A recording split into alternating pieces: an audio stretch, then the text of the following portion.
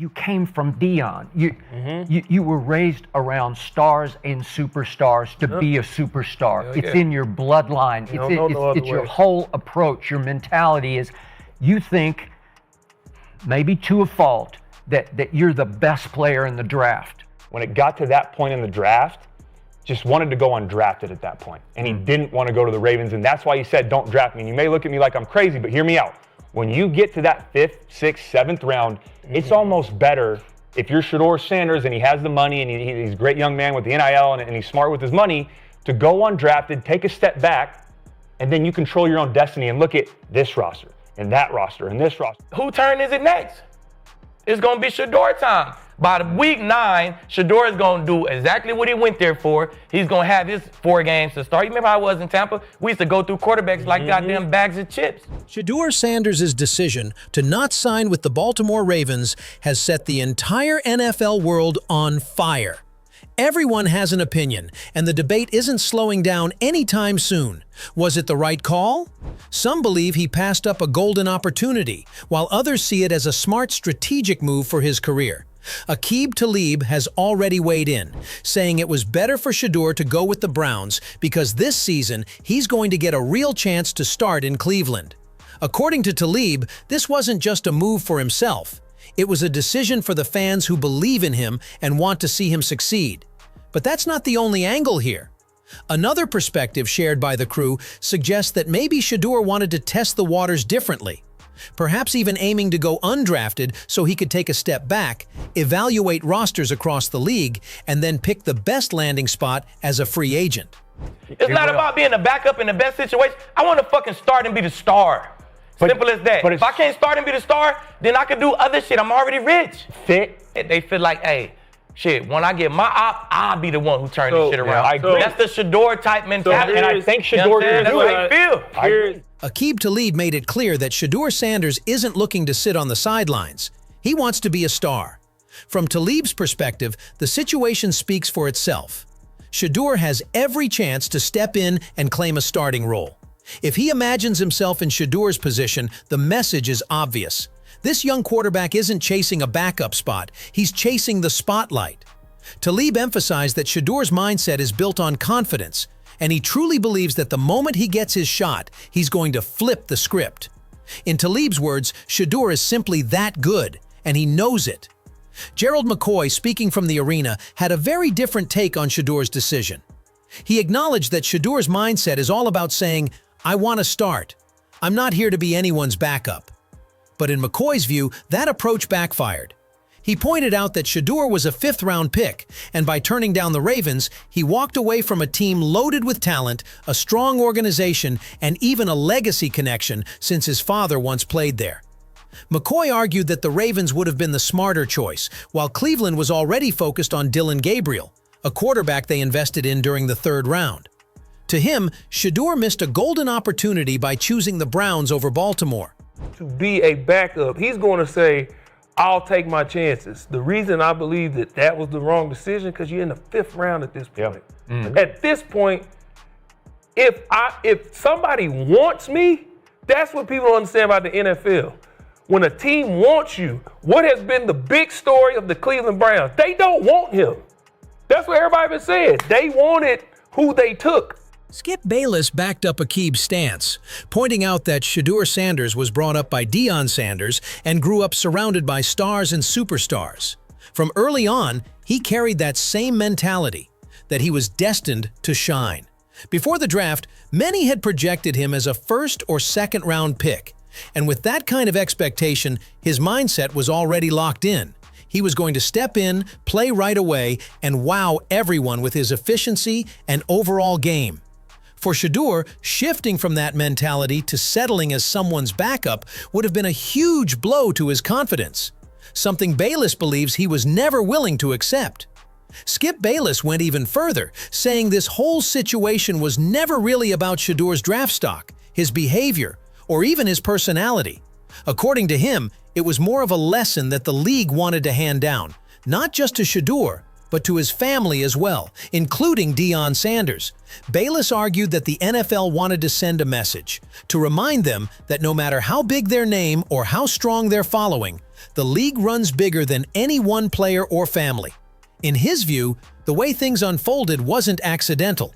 It was the NFL's way of pushing Shedeur back and making sure he understood that not everything would be on his terms. We don't do it like this. You can't talk to us like that. You can't be that brazen, that overconfident, that dismissive, that irreverent to us. You can't do that. We're going to show you. And you can't tell me that a whole lot of GMs and scouts were all laughing their asses off as he fell second round, third round, fourth round. We taught him a lesson. LeSean McCoy, meanwhile, stood firmly in Shedeur's corner and defended the choice he made. He admitted that, sure, Shedeur might not have walked into an immediate starting role in Baltimore, or really with any other team, but that doesn't mean the decision was a mistake. To McCoy, Shedeur actually played the situation just right. Even though he isn't the starter yet, his moment is on the horizon. And when it comes, he's going to show exactly why he deserves to be leading an offense. McCoy reminded everyone that this isn't just any young quarterback. It's Shedeur Sanders, someone who's been molded and guided by Deion Sanders from day one. With that kind of foundation, McCoy said he has zero doubt that Shedeur will rise to the occasion. And he made it clear he's not backing off from that belief. LeSean McCoy doubled down on his stance by stressing that Shedeur Sanders is far from your typical rookie quarterback. He's one of the most promising talents to come out of the draft. The buzz around him was completely justified, and McCoy reminded everyone that with that level of ability, it's only a matter of time before he makes the right moves and takes over. He argued that when you're held in such high regard, there's nothing wrong with drawing a line and saying, "I'm not playing for that team." For McCoy, that's not arrogance, it's self-awareness. It's Shedeur recognizing his value and making choices that position him for lasting success in the league. What he did in college. He was really good in college, right? I'm not trying to compare me and him, but he was more hype coming out of college, right? He was always on TV doing his thing. But if I was him, and I had all that hype and all that, and I knew how good it was, the way he thinks he's good, I'm saying that. Yeah, I don't want to play for him. I want to go to a big market team like Philadelphia, like the Giants. I'm a Cowboys superstar player, good lineman. I want to go there. If players could do that like the way he did, they would do it. Plenty of analysts have called Shedeur Sanders' move a mistake, and Emmanuel Acho has been one of the most vocal critics. He's convinced that Shedeur let a golden chance slip by when he turned down the Ravens. In Acho's eyes, opportunities like that don't come around often. And when they do, you have to grab them because nothing in life is guaranteed. He warned that passing up on such moments can lead to long-term regret. Acho stressed that even if the future looks uncertain, sometimes you've got to take the leap, because holding back could leave you wondering forever what might have been. If your name and your number get called, you pick up. You pick up. You do not know how your career is going to turn out. Dak Prescott had Tony Romo ahead of him when he was drafted in the 4th round. Dak Prescott started since day. Shedeur Sanders' choice to turn down the Baltimore Ravens and instead align himself with Cleveland has quickly become one of the most talked about debates in the NFL. It's a decision that has split analysts, fans, and former players right down the middle. Supporters like Aqib Talib, Skip Bayless, and LeSean McCoy view it as the ultimate show of confidence. They argue that Shedeur, raised under the guidance of Deion Sanders and surrounded by greatness his whole life, was never built to play the role of a backup. His mentality is that of a starter, and his belief in himself is unshakable. To them, his move isn't arrogance, it's self-awareness. They see it as Shedeur betting on his talent, trusting that when the right opportunity comes, he will seize it and make a statement that justifies all the hype surrounding him. On the flip side, critics like Gerald McCoy and Emmanuel Acho see things differently. They believe Shedeur let a golden opportunity slip by with the Ravens. To them, Baltimore's proven organization, winning culture, and existing roster would have given him a much better platform to succeed than Cleveland, a team already invested in Dillon Gabriel. In their eyes, turning down the Ravens wasn't bold, it was reckless. Acho especially emphasized that opportunities in the NFL don't come often, and missing out could lead to lifelong regret. At the heart of this debate lies a larger question.